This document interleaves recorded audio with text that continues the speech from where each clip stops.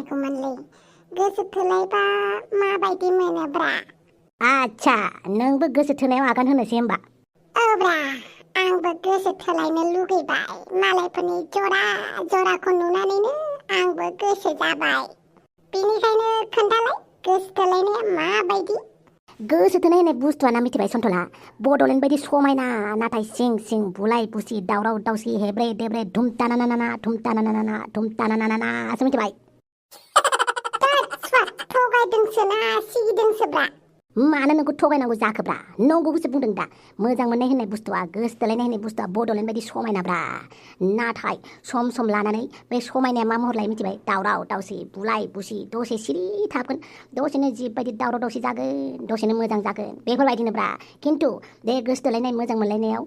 गावबा गावनि खोथाखौल' राइट सानो आरोना सेंग्रायाबाबो गावनिखौ राइट सानगोन सिख्लायाबाबो गावनिखौ राइट सानगोन थिग बिदिनो बड'लेण्डआवबो बिदिनोब्रा बयबो गावबा गावनिखौल' राइट सानो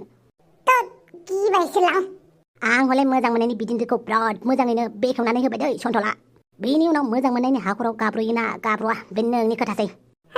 रायजोफोर गोसो थोजानाय नंला नामाब्रा